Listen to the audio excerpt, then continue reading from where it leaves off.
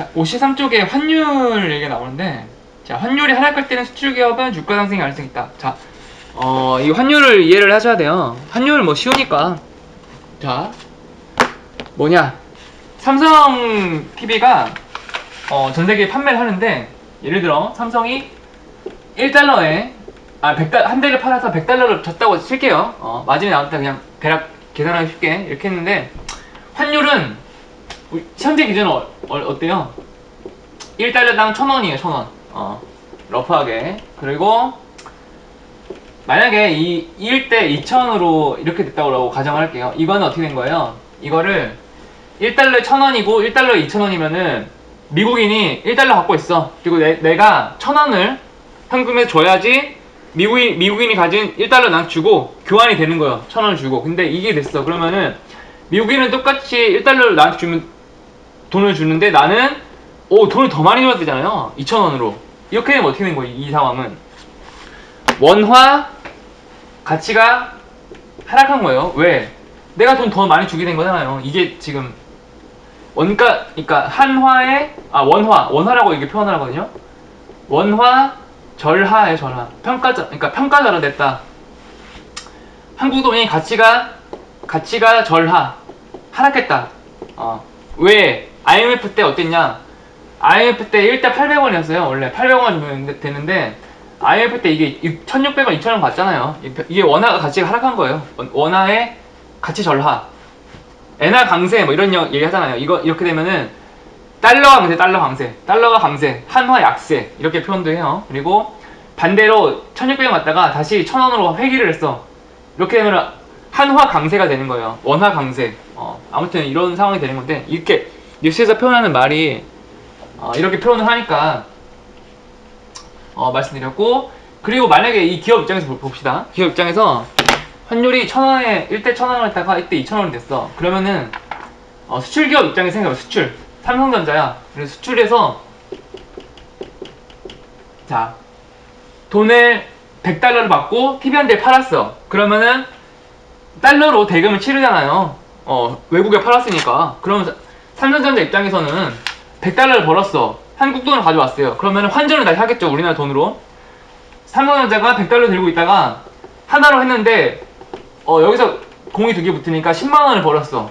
반면에 이 환율이 100달러를 들고 있는데 20만원이야. 1대 2000이야. 그러면은 20만원을 벌었어. 삼성전자가 어떻게 된 거예요? 돈이 2배가 곱하기 됐잖아요. 2배 더 벌었잖아요. 그러니까 삼성전자 입장에서는 하나로 어차피 한국인이니까 하나로 환전을 해야 되잖아요. 근데 환율만 상승해도 돈을 더 버는 거예요. 수익을. 그러니까 자 문제, 환율이 상승할 경우 상승을 했다고 가정을 해볼게요. 환율이 이거 상승했다 표현하잖아요. 1000원, 2000원. 환율이 상승하면은 수출기업은 좋죠. 당연히. 왜? 이익이 상승했으니까. 자 문제, 반대로 환율이 상승하면 수출기업은 좋고, 반대로 어떻게 되겠어요? 만약에 환율이 하락하면은 떨어졌어. 그러면 수출기업은 안 좋잖아요.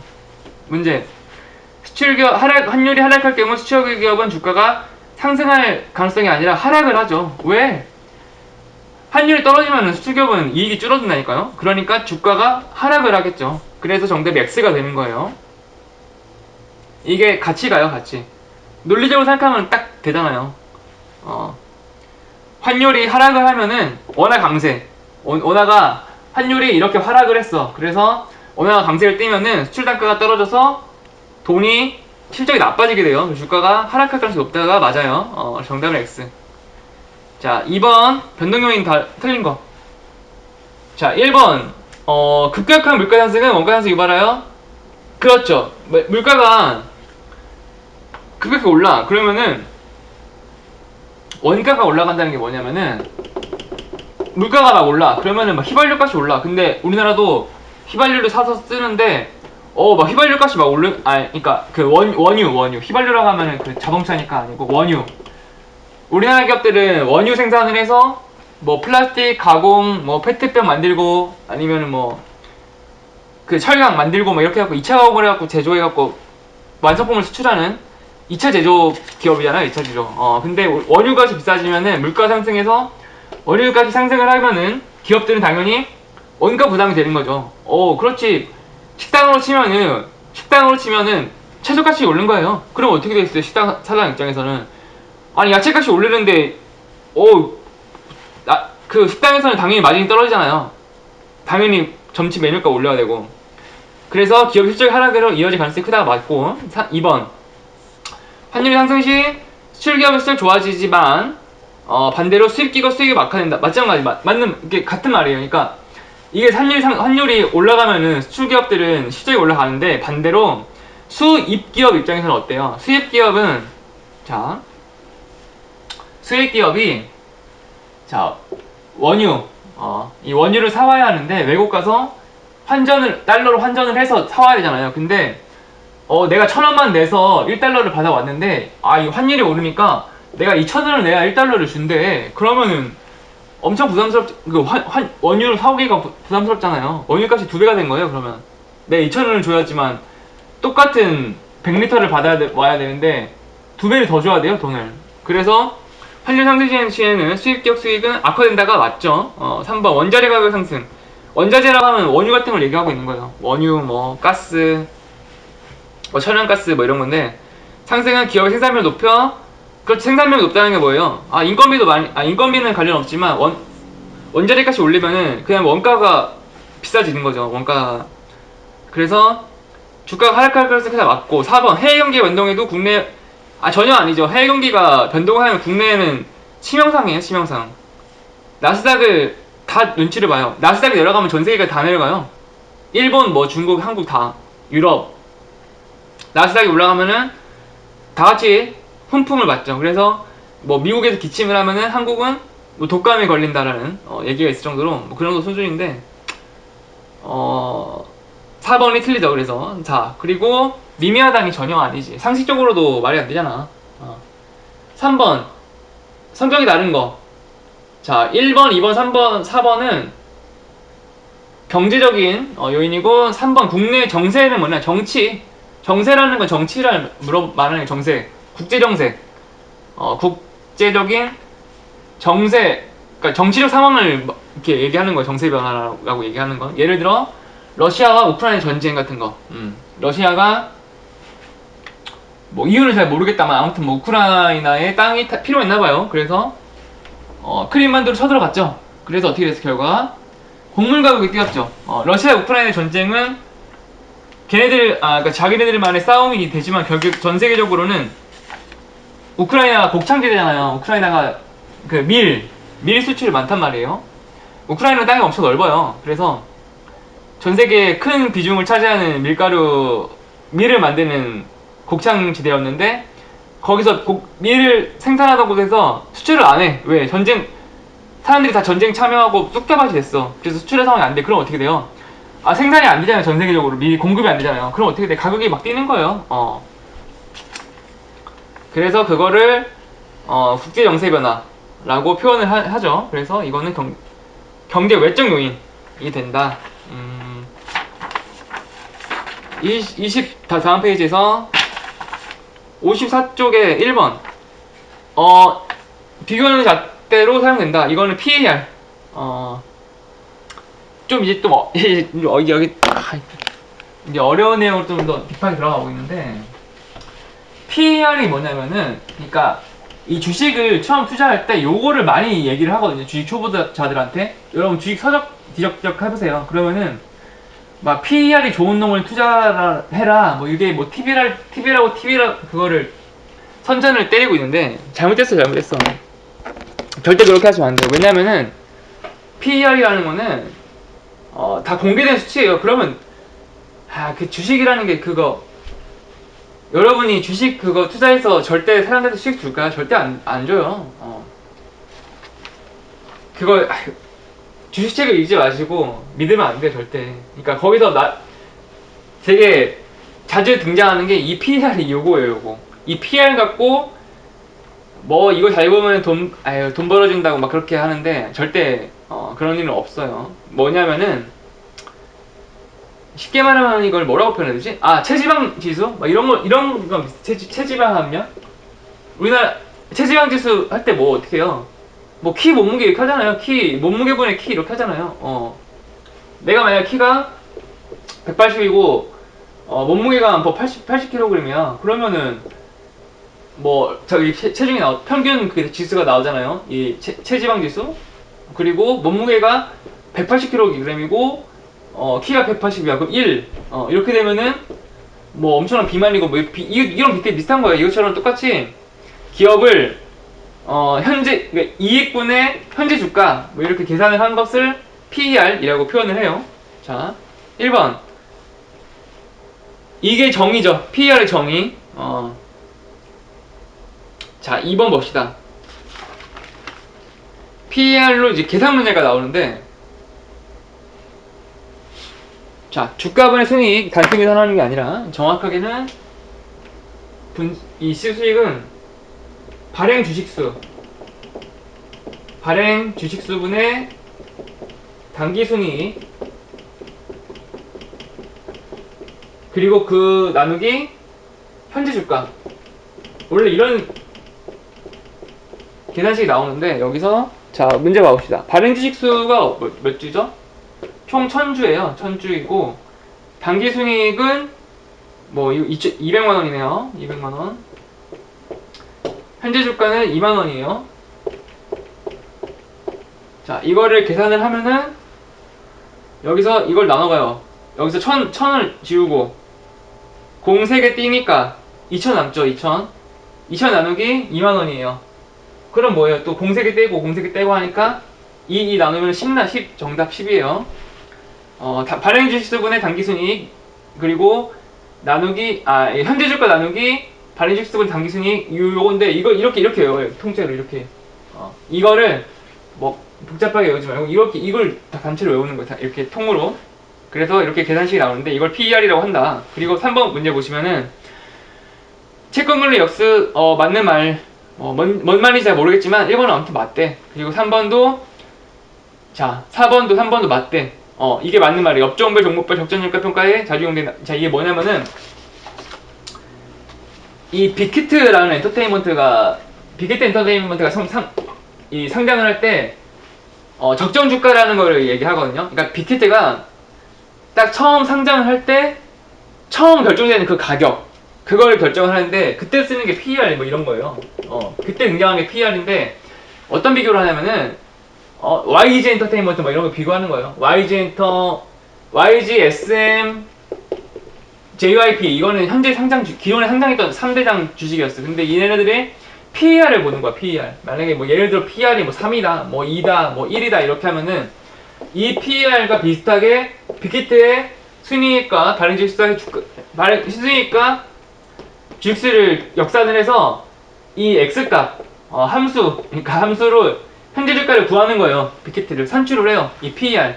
우리나라 기업뿐만 아니에요. 외국 기업에서도 외국에서도 마찬가지로 엔터테인먼트 기업들이 많잖아요. 그러면은 그 기업들하고 막 비교를 해보는 거예요. 그래갖고 적정 주가를 산출하는 거예요. 그거를 PER을 기준으로 해서 비교를 하기도 해요. 보통 많이 쓰여요. 그래서 빅히트의 주가는 뭐 2만원이 적당하다 딱 그래갖고 상장을 해요. 그럼 사람들이 막 누구는 낮다 누구는 높네 막 이렇게 해갖고 뭐 저평가네 고평가네 해갖고 막 주가가 결정이 되겠죠. 그렇게 하는 게 PER이다. 그때 쓰는 게. 그래서 2번을 보면은 자 PER이 낮은 주식은 앞으로 주식할 가능성이 다 틀렸어. 왜? 이 말이 좀 웃기긴 한데 PER이 낮은 주식은 앞으로 주식할 가격이 상승할 가능성이 크다라고 하는데 가능성이 크다지 절대 이거 고지고대로 믿으시면 안 돼요. 왜 그러냐? 아니 이게 다 이렇게 되면은 자 이 문제 해설처럼 PER이 낮아. 만약 예를 들어 JYP, YG, SM이 있는데 JYP가 이상하게 PER이 낮아. 그럼 JYP에 투자하잖아요? 상승 안 해요 절대. 이게 말이 안 돼. 그러면 누가 몰라 이걸 다 PER 딱 보고 투자하고 수익 낸다? 아이 그런 게 어딨어요. 이거는 그냥 교과서적인 얘기지 절대 그렇게 안 돼요. 왜냐? 이게 저평가라는 말이 뭔 말이냐면은 이 PER을 바이오, 벤처 엄청나게 높아요. PER이. 반대로 식품, 뭐 LG 생활건강 이런 것도 낮아요. 왜? 그러니까 바이오나 벤처 바이오는 뭐예요? 아, 임상 실험하면 대박.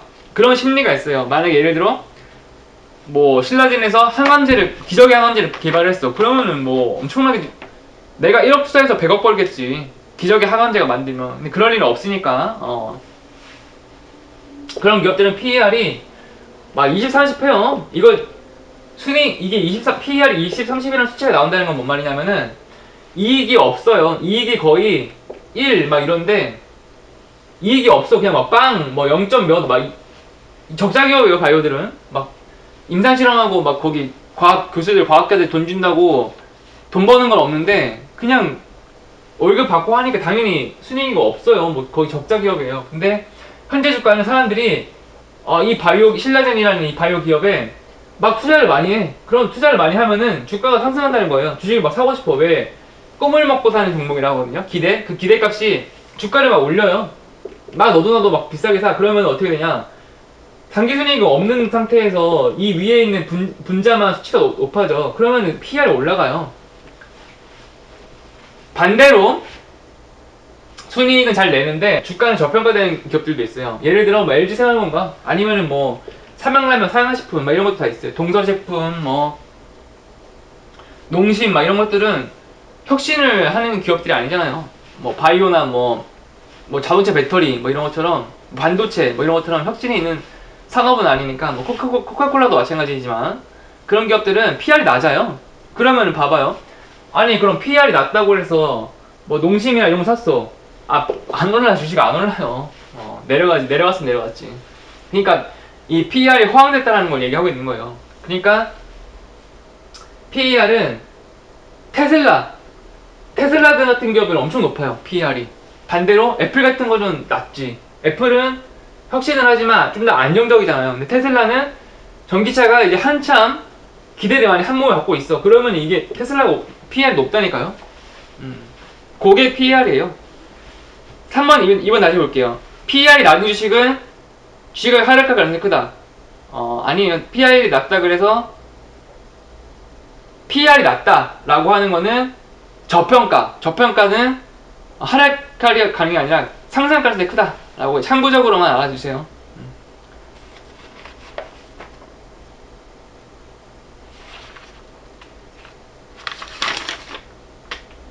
이거를 쉽게 말하면은 그러니까 줄이에요, 줄이. 이거를 쉽게 좀 더 표현하면은, 그러니까 주가분의 이게 요약하면 이거예요.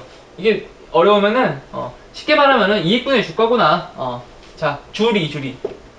여러분들은, 특히 여성분들, 남자들은 말을 안 들으니까, 남자들한테 얘기해봐야 자기가 당해보지 않는 이상은 안 받길 절대 남만 안 들어요. 남자들은 자기가 돈을 잃어봐야 주식이 정말 무섭구나라는 걸 알지. 여자들은 아예 손도 안 대요. 주식 같은 거. 대신에 남편이 주식한다고 하면은 주리를 틀어버려요. 주리를. 남편이 주식을 막 관심이 있어 해. 주리를 틀어버리는 거예요. 테슬라가 올라갈 것 같으니 싹소리 집어치우고 관심 갖지 말라 이렇게 하면 돼요. 그 다음에 자,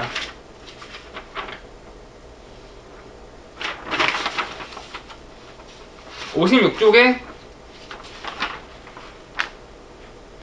BSI 지수. 자, 이게 뭐냐면은 이 사람들은 예측하는 걸 좋아하는 거예요. 이 주식이 오를지 안 오를지 이렇게 미리 투자하면 돈 벌고 싶으니까.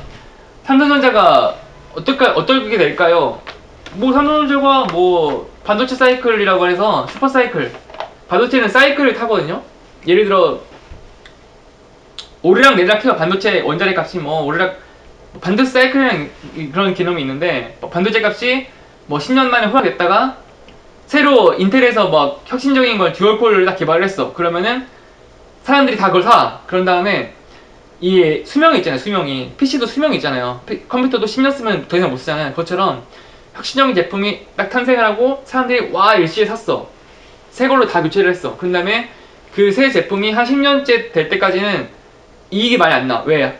몰빵에서 많이 팔았으니까. 쫙 떨어졌다가 또 혁신적인 신제품이 나올 타이밍이 되면은 또 다시 사이클 돌아서 또 상승을 하는 그런 뭐 슈퍼사이클인의 머니 뭐 뉴스에 나올 거예요. 슈퍼사이클인의 머니. 그래서 그것처럼 전망을 되게 좋아하고 전망을 해야 되는 거, 그게 이 주식쟁이들의 필수예요. 덕목이에요, 덕목.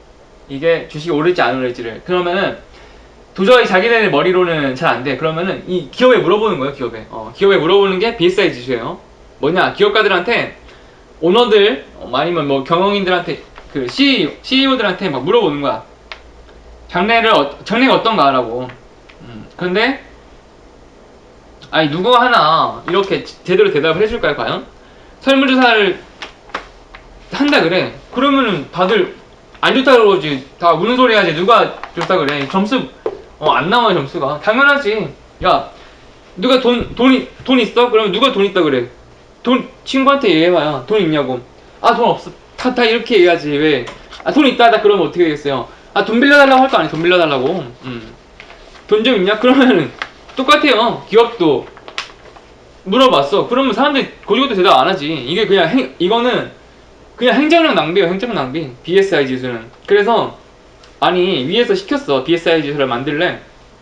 근데 아래서 위에서 시켜서 BSI라는 비즈니스 서베이 인덱스거든요. BSI가 비즈니스 서베이 인덱스라는 이 BSI를 만들래.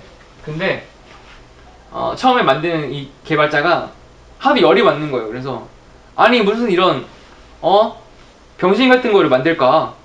그래서 만든 게 이름을 병신 지수라고 만든 거예요. 병신.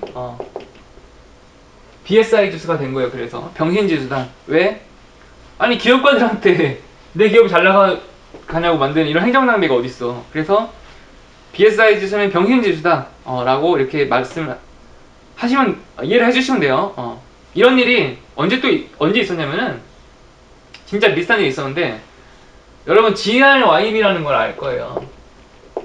이명박 대통령 때 뭘 했냐면은 버스를 색깔을 만들었어. 색깔을. 버스가 옛날에는 그냥 뭐 우리가 옛날 버스 생각해봐요. 그냥 파란색이었죠. 파란색 안내양 있던 그 버스는 파란색 버스인데 이명박 대통령이 GRYB라 그래갖고 지랄 연병이에요. 지랄 연병. 뭐냐면은 그린 GR, 레드 Y, 옐로우 B, 블루, GRYB, 지랄 연병. 이게 진짜 정말 신기한 게 그린, 레드, 옐로우, 블루 이 네 색상으로 버스를 만들었거든요. 근데 이 색상이 라임이 기가 막힌 거예요. GRYB 검색해보세요. 이 버스 색깔이 파랑, 노랑, 빨강, 그린, 초록색인데 이게 지랄 연병이 딱 맞아떨어지네. 그 라임이. 이거 농간이야. 농간. 100% 노렸어.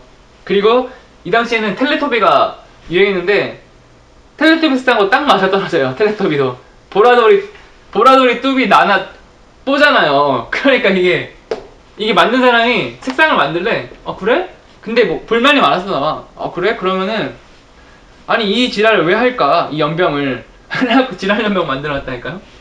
똑같아. 병신지수로 만들어놨어. 이 비즈니스를. 근데 병신지수라고 할 수 없잖아. 그래서 BSI라고 한 거예요. 비즈니스 서베이 인덱스라고. 그거에 뭐냐, 기업가들이 전망을 선물조사를 해서 판단한 지수인데 헛짓이 도움 하나도 안 돼요. 누가 뭐 잘 나간대. 절대 그렇게 얘기 안 해요. 돈 잘 벌 것 같으세요? 아니요. 무슨 제가 무슨